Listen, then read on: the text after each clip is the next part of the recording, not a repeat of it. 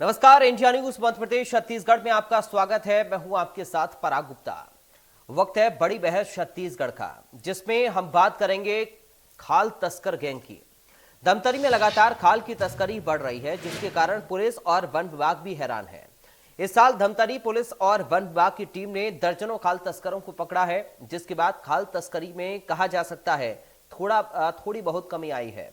धमतरी जिले में ज्यादातर खाल तस्करी सिहावा नगरी इलाके में होती है, क्योंकि सिहावा नगरी इलाके में ज्यादा जंगली जानवर पाए जाते हैं।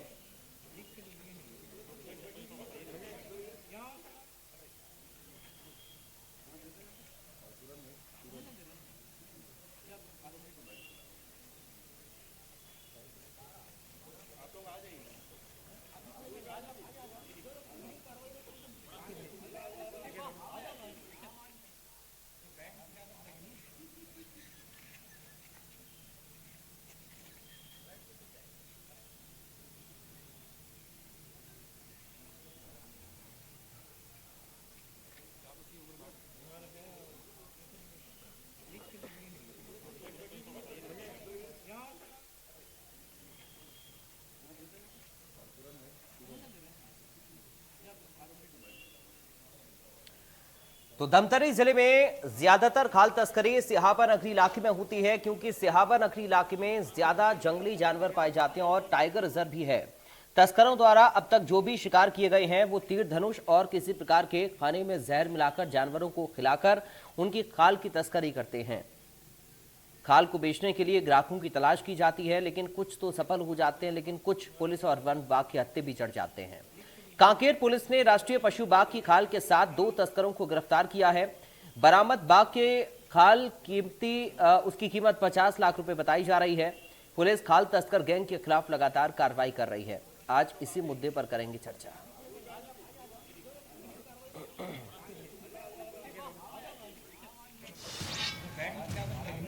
ये पूरा मामला थाना कांकेर के सुखवाली कांकेर का था, जिसमें हमें मुखबिर से सूचना मिली थी कि कुछ व्यक्ति स्कॉर्पियो वाहन में जो राष्ट्रीय पशु बाघ की खाल की तस्करी कर रहे हैं, जिस पर मुखबिर की सूचना तस्दीक करते हुए पुरियारा पुल जो कांकेर दुधवा मेन रोड है, वहाँ पर उस गाड़ी को रोका गया। जो CG 12AJ 0256 था, उस पर चेकिंग की गई।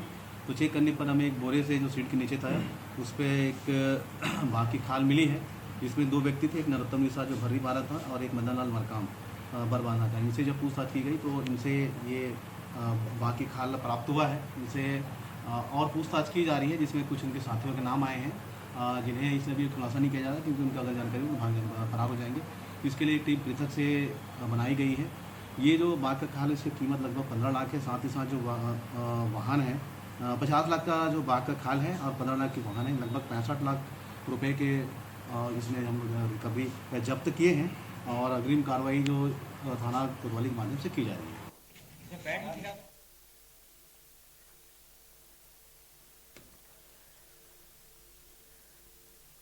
तो आज चर्चा इसी पर करेंगे, खाल तस्करी को लेकर आखिर ये गिरोह कैसे सक्रिय हैं, शिकंजे में खूंखार बाल की खाल के सौदागर हैं और क्या आगे एक्शन होगा। ये तस्वीर आप देख रहे हैं, ये देखिए बाघ की खाल बरामद की गई है।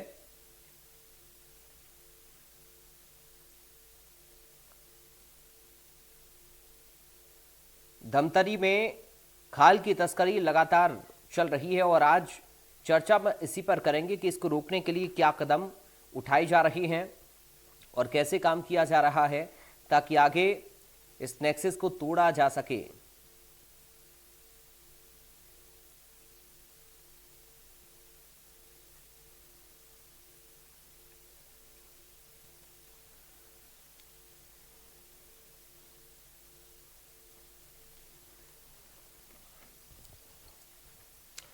और साथ 2 खास मेहमान इनफैक्ट जुड़ गए हैं, सीधा आपका परिचय करा दें। और साथ CPAMC से सदस्य हैं KK विसेन। KK विसेन जी, आपका स्वागत है इंडिया न्यूज में। हमारे साथ वन्य जीव प्रेमी हैं नितिन सिंघवी। नितिन जी, आपका स्वागत है। सबसे पहले KK विसेन जी, शुरुआत में आपके साथ ही कर रहा हूं। अभी खाल तस्करी का मामला सामने आया तो उसमें कुछ लोग पकड़े भी गए हैं। इस तरह के मामलों को लेकर कैसे आगे और कार्रवाई होनी चाहिए, या फिर जो कदम उठाए जा रहे हैं उनमें क्या और बढ़ाने की आगे जरूरत है, क्योंकि इस तरह के कई सारे मामले सामने आए हैं। आपका पहला रिएक्शन इस पर मैं चाहूंगा। हाँ, देखिए, जो शिकार के प्रकरण होते हैं ये आज से नहीं, जमाने से चले आए हैं। और ये बिल्कुल भी स्पष्ट है कि जागरूक नहीं होने के कारण शिकार होते हैं। लोग शिकार इसलिए करते हैं चमड़ा दांत बेचने के लिए। यदि लोगों को, स्थानीय लोगों को पता चल जाए कि चमड़ा और दांत तो सिंपल, जैसे कि बाघ और कुत्ते के जो चमड़े होते हैं उसी प्रकार के ये दांत और ये है, उसमें बहुत बड़ा अंतर नहीं है। यदि दोनों को नमक में डालें तो दोनों घुल जाते कुछ दिन बाद में। तो लोगों में एक भ्रांति फैलती, ये पुराने जमाने से चली आई है कि उनके दांत को रख लेंगे तो बड़े रईस बन जाएंगे या कॉन्फिडेंस आ जाएगा। यदि चमड़ा रख लेंगे तो वो बहुत धनाढ्य व्यक्ति माना जाएगा, बहुत महंगे रेटों में मिलता है और इसकी वाइन्स बनती है। इस प्रकार तरह तरह की भ्रांतियां जो फैला दी गई है और वो फैलाने से निरंतर काफी दुरुस्त अंचलों में फैल चुकी है। तो आजकल जो तंत्र है, जो जागरूक तंत्र है, हमारा वन विभाग जो है वो बहुत प्रयास करके लोगों को प्रशिक्षण दे करके ये कोशिश करता है कि ये वाली जो भ्रांतियां उसको हटा दी जाए। मीडिया का सहारा लेता है और जहां जहां भी इस प्रकार के वन विभाग ने जो मीडिया का सहारा लिया है, पर्यावरण विदों का सहारा लिया है और जो लीगल सेल से जो जुड़े हुए लोग हैं, एडवोकेट्स हैं, इन लोगों को जब सहारा लिया गया है तो अब इतना बहुत ये संभव नहीं है कि माने वो शिकार करे और उसके दांत और खाल को कहीं छुपा करके रख ले। वो पकड़े जाते हैं और उसके बाद में उनके बाद में जो स्थिति बनती है, जो इस प्रकार से प्रताड़ित होते हैं, वो उनको कष्ट होता है, उनको महसूस होने लगा है। इसमें हमको जागरूक होकर के जिस दिन भी पता चल जाएगा, गांव वालों को जागरूक होना है। जागरूक कैसे करेंगे? तो हमारा बौद्धिक वर्ग का काम है। बौद्धिक वर्ग का काम में जितने भी हैं, वन विभाग के कर्मचारी है, दूसरे जो लाइन डिपार्टमेंट है, एडमिनिस्ट्रेशन है और सोशल वर्कर्स है और राजनीतिज्ञ हैं, ये सब लोग एक दूसरे से जुड़े हुए हैं। जो जनता है, जिस क्षेत्र में जो जंगली जानवर रहते हैं उनके क्षेत्रों में विचरण करते हैं, जिनको ये पता होना चाहिए कि ये एक गलत काम है, एक अपराध है और इनकी संख्या बहुत ज्यादा कम होते जा रही है। तो एक सोशल नेटवर्क बनेगा, सोशल वर्कर उससे जुड़ेंगे तो और भी बहुत अच्छा स्वरूप इसका आएगा। और जैसे ही जब सोशल वर्कर इसमें जुड़ जाएंगे और जनता जब जुड़ जाएगी तो राजनीतिक परिदृश्य में इसके अच्छे जो निर्णय लेने वाले लोग हैं वो सक्रिय लोग आते हैं। फिर वो वन विभाग को मदद करते हैं, प्रशासन को मदद करते हैं, लीगल सेल को, न्यायालयीन प्रक्रिया में उनको सहयोग करते हैं। और जहां पर सोशल वर्कर्स, जहां पर जनता, जहां पर राजनीतिक और जहां पर बौद्धिक वर्ग जुड़ गया तो ऐसे जो प्रकरण होते हैं वो समाप्त हो जाते हैं और उसी दिशा में हम चल रहे हैं। और जहां जहां नहीं चल रहे हैं वहां वहां स्टेट में दिक्कतें जा रही है। ठीक है सर, मैं आपके पास लौटूंगा। नितिन जी, आपके पास में आ रहा हूं। जो अभी विजिलेंस आपने बातें कही हैं कि लोगों की जागरूकता बहुत ज्यादा इसमें जरूरी है, कैसे आप इसको देख पा रहे हैं? देखिएगा कि मैं जागरूकता से पहले क्या हो गया है कि टाइगर एक ऐसा आइकॉन बन गया है और उसकी इंटरनेशनल कीमत जो है 1 करोड़ रुपए हो गई है। एक टाइगर 50 लाख रुपए उसके खाल की रहती है और बाकी उसकी हड्डी और दीगर चीजों की अलग कीमत होती है। चाइना मेन हमारा यहाँ के टाइगर्स को एक्सटेंड कराने में उसका बहुत हाथ है। तो जागरूकता वर्सेस पैसे का लालच, इसमें पैसा ऊपर रहेगा। इसको कंट्रोल करने के लिए एक ही उपाय मेरे को दिखता है, वो है कि कड़ी सजा और कानून का पूरा उचित पालन। आप मैं बता दूं कि पिछले 10 साल में लगभग 27 हमको छत्तीसगढ़ में 27 खालें मिली है जी। अब सबसे पहले तो खाल मिलते सही हम बड़े लाइट हो जाते हैं।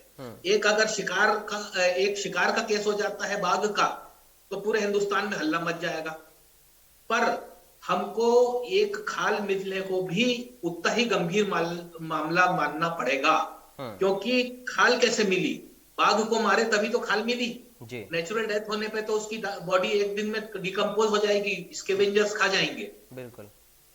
तो हमारे यहाँ बहुत बड़ा ये जो है, मेरे पास में आंकड़े हैं और खुद वन विभाग के दिए हुए आंकड़े हैं, जिसमें लगभग 27 कोचिंग है। हम्म। जागरूकता की बात से मैं बिसेन साहब की बात से बहुत सहमत हूँ, बहुत काम करते हैं जागरूकता के लिए, फैलाने के लिए, और बहुत जरूरी भी है वो अपनी जगह पे।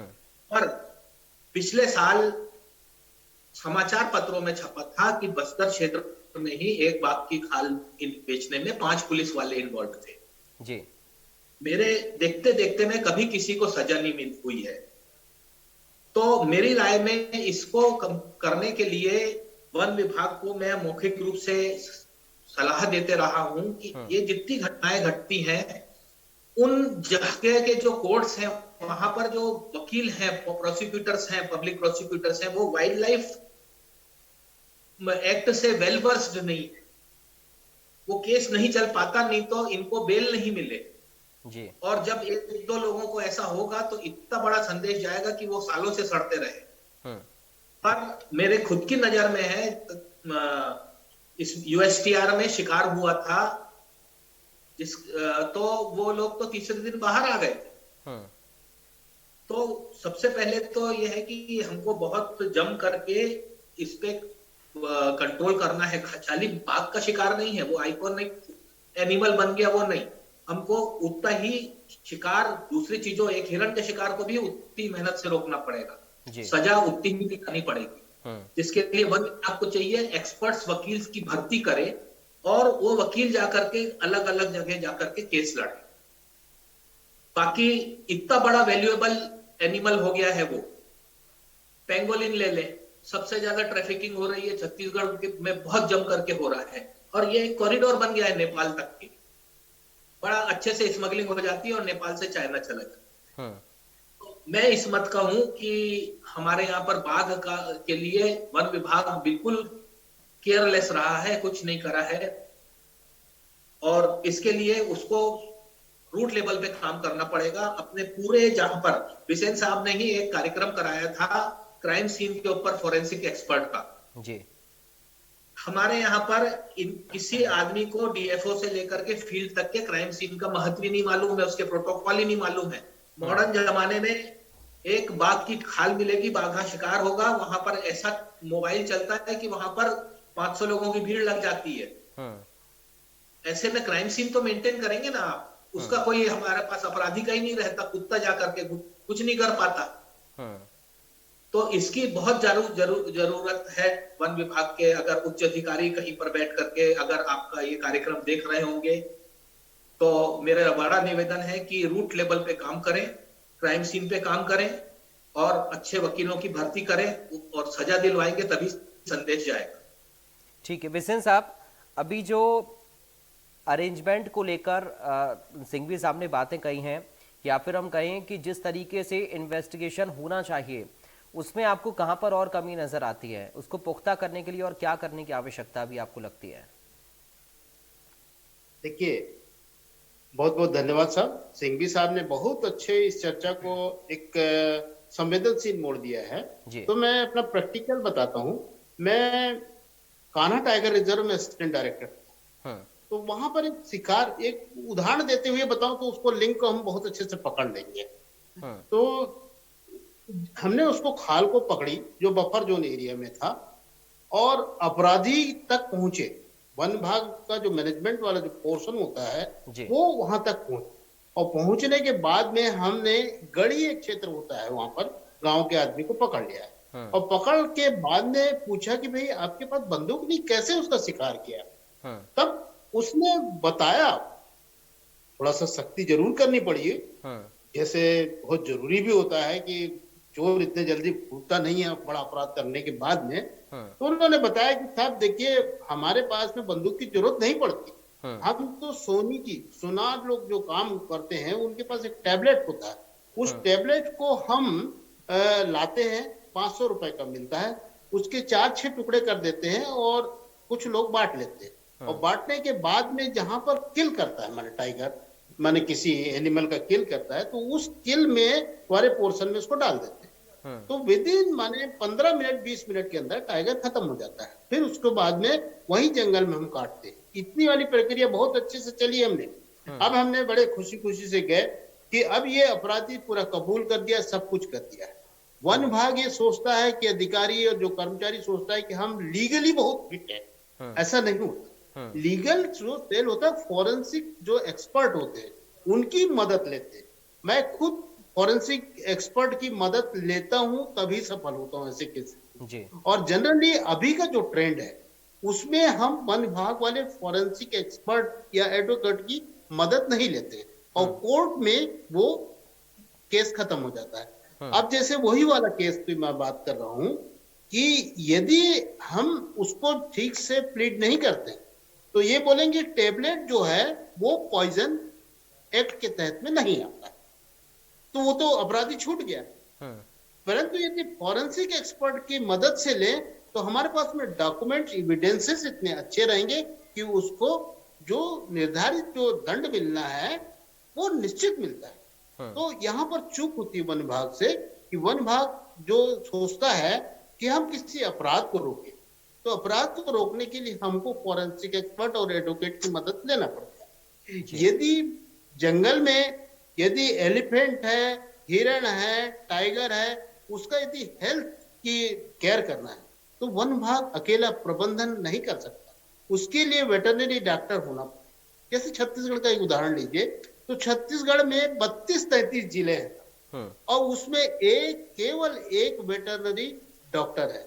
अब बताइए कि वो इतने एनिमल का कैसे उसको उपचार करेगा। तो कई डेथ इस प्रकार से हो जाती है कि उसका उपचार ढंग से नहीं होता और वो प्राकृतिक मौत के दर्जे में आ जाती है। और जब हम वन विभाग के लोग सोचते हैं कि हम सब कुछ जानते हैं, एवरीथिंग माने मैनेजमेंट में सब कुछ सिखाया जाता है, वो माना कि हम लोग को 40-50 सब्जेक्ट सिखाए जाते हैं, परंतु उस सिखाने के दौरान ये जरूर बताया जाता है कि आप इस काम को करेंगे तो इसकी मदद लेंगे।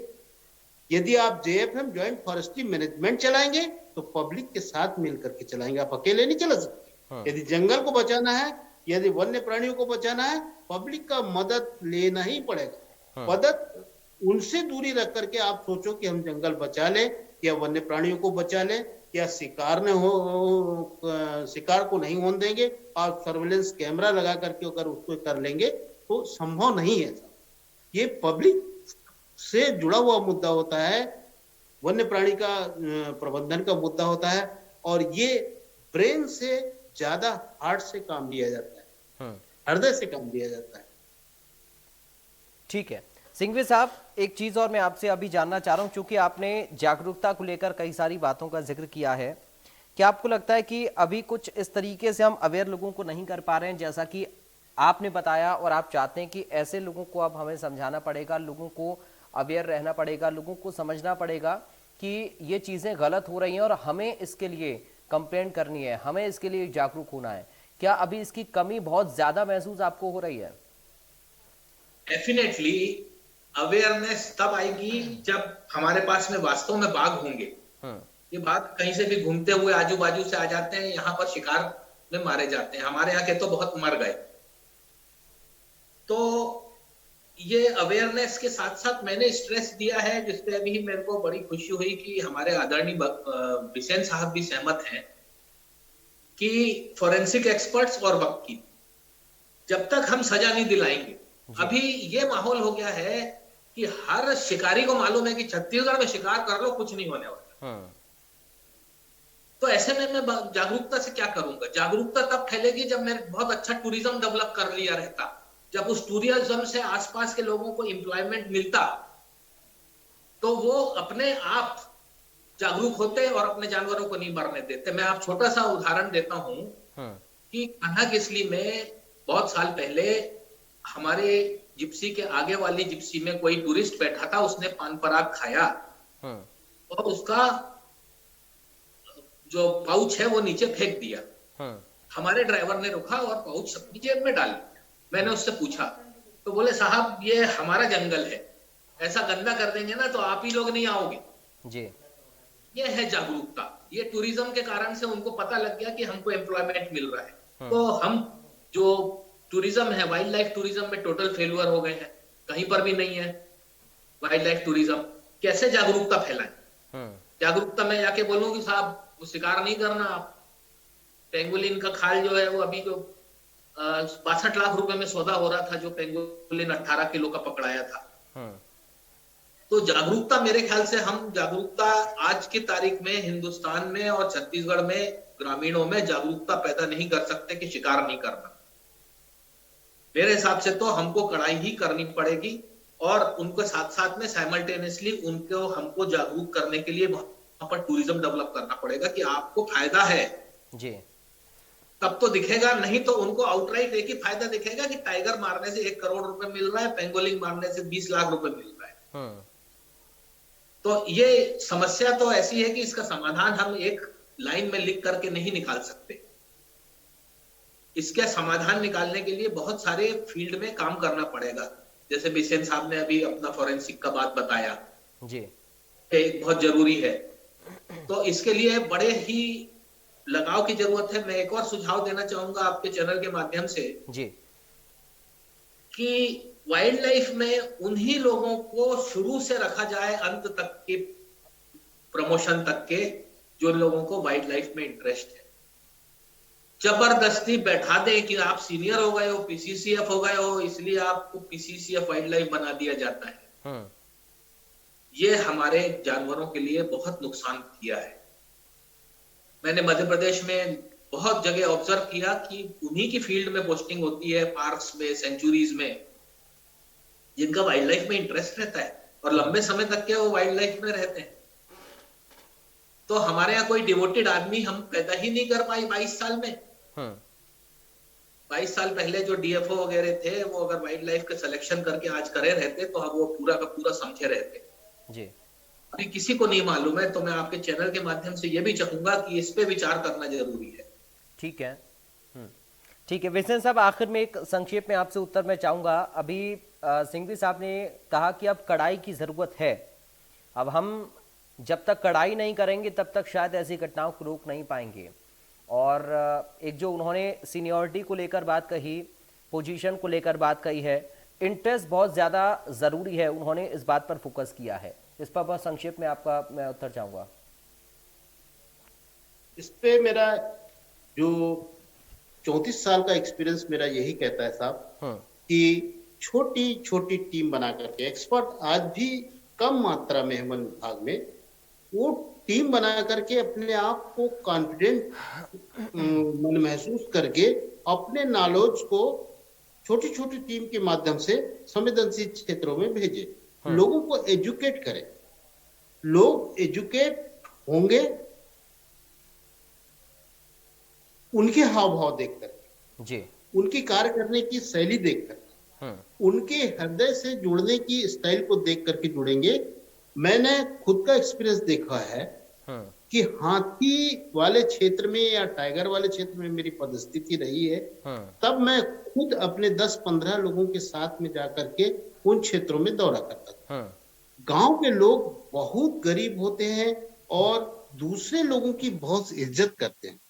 उनके लिए आगे होकर के कुछ पहल करोगे, उनके हित की बात करोगे, तो उनको दंडित करने की जरूरत नहीं पड़ती है।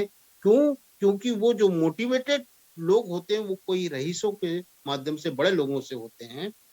वो बेचारे का दोष उतना नहीं रहता जितना कि बड़े लोग जो कि उस धंधे को करवाते हैं, शिकार करवाते हैं, लकड़ी कटवाते हैं, बड़े लोगों का दोष है, वो बच जाते हैं और वो हमारे जो गरीब लोग हैं वो फंस जाते हैं। तो एजुकेट करना है, तो एजुकेट करने का काम कौन सा है? तो हम वन अधिकारी लोगों का काम है और उसको करना चाहिए। और जिस जिस क्षेत्रों में भी ये काम हुए हैं, चाहे राजस्थान हो, चाहे मध्य प्रदेश हो, चाहे छत्तीसगढ़ के किसी भी छोटे छोटे भागों में कहीं हुआ हो, तो वो क्षेत्र में जंगल भी घने हुए हैं, वन्य प्राणियों का संरक्षण संवर्धन भी हुआ है।